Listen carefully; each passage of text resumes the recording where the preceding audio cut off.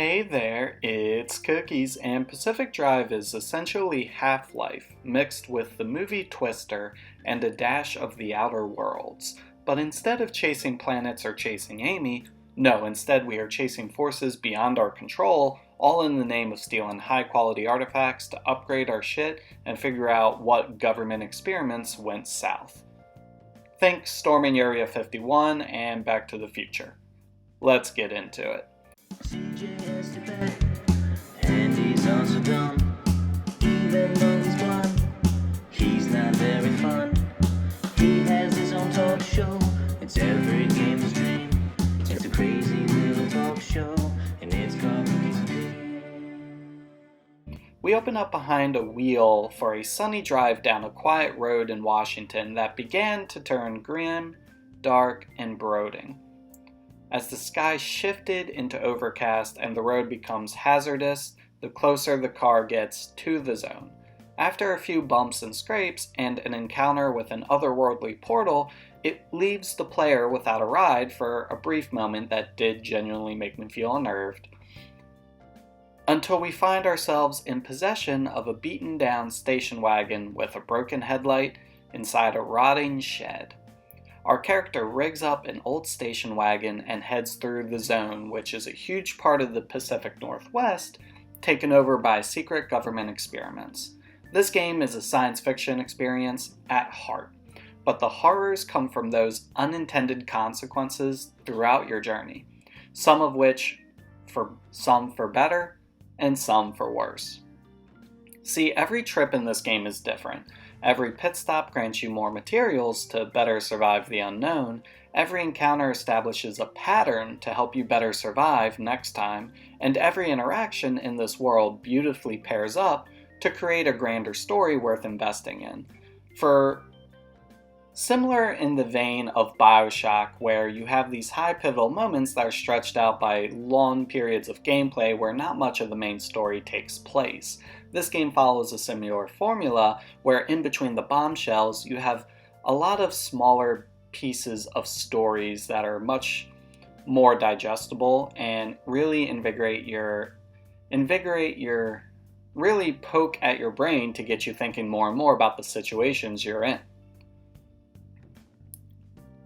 This is why Pacific Drive kicks so much ass.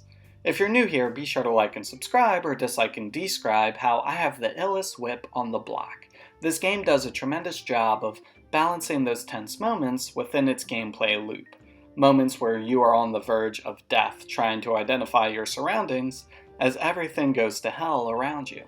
And moments where you are casually driving through a beautiful landscape, asking yourself more questions about the world and your role in it. Like Days Gone with its motorcycle.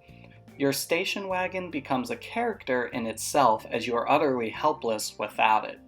Pacific Drive demonstrates that it wants to do a little bit more with car mechanics than most other games, requiring the manual switching between park and drive, windshield wipers, which do come in handy for some unexpected situations, and even the need for turning the key to start your ignition. Some of these systems seem clunky and hard to adjust to at first, but as I spent more and more hours in the zone, these mechanics had unique abilities that actually saved me on a few occasions, and also put me in a few dangerous scenarios that ended my run. If anything, that physicality in the world helps you become more immersed in exploring all the nooks and crannies of all these secrets laid out right in front of you. Before we know it, our radio companions Oppie and Tobias start bantering over the radio, setting the stage for what is Pacific Drive's main story. The old station wagon is much more than it seems to be, as our radio pals seem concerned that this newfound friend is likely a remnant. Exactly what a remnant is remains a mystery, but the player is warned that they are liable to cause insanity to whoever they attach themselves to. Think of it as like Carrie gone rogue. The game starts off simple enough, as we find ourselves in an enclosed garage needing to fix up our junker.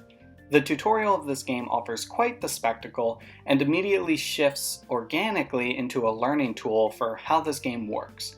The customization and attention to repairs is expansive, and a fun balance to our time out in the world.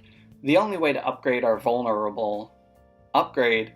friend here is to exit out at numerous stops along an ever-branching pathway, making ourselves vulnerable in the search for loot. I refuse to give out any more information, as while this entity is terrifying during car chases, it's those smaller moments when you are out and about that will leave you shocked and awe in more ways than you were expecting.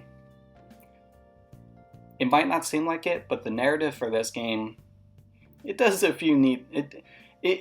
It's worth the journey. The destination for this experience is just as powerful as the journey to get there. The zone is home to all sorts of strange sci-fi and supernatural things meant to pummel the player's car, such as saw blades skating on the road, electrical traps, and floating orb things that wouldn't be out of place in the Metro series. But sometimes the challenge simply comes from even a strong wind that catches the player at the right time, ramming you into a nearby boulder, or just a faulty road that gets part of our vehicle stuck, forcing us to get out and try and find a way to push it out. The fun in the game is that since this anomaly feels organic, all these otherworldly apparitions that are in front of us seem to act in very unique ways, that both when we are apparently in their line of sight or if we're casually hiding in the background. We can use our man brain to trick it and find ways around every problem we fall into, making for the limited emphasis on combat and more so traversal all the more rewarding. This game through and through is about traversal, arguably even more than Death Stranding. We get smarter, our car gets stronger, and together we may finally find a way out of the zone. I love the philosophy behind this game, but be warned, there are a lot of text boxes and mechanics to balance at a time, meaning that the UI does struggle to properly convey all of the info we need in a concise manner. The user interface is sloppy, to put it lightly. But given the intensity of this game's mechanics and the ambition of the development team, this is an issue I can look past. There are some stuttering frame drops as well, and some of the more anomaly-heavy set pieces which can detract for some of the more epic moments I need not spoil here. All in all, this game's purpose is to be a road trip you won't soon forget. Sightings beyond your comprehension, annoyances like a flat tire on the side of the road, moments of tragic failure, and others of overcoming impossible odds. The road trip through Pacific Drive is absolutely beautiful and incredible. Another clear example of how game mechanics can tell stories no other medium can. Buckle up, hang tight, and hit the pedal to the metal, as Pacific Drive gets 4 roaring V6 engines out of 5. Have you played Pacific Drive? Are you interested in roguelike titles? Ever care to venture into unknown lands? Comment below. Let me know the vibes. As always, this is your boy Cookies, signing off.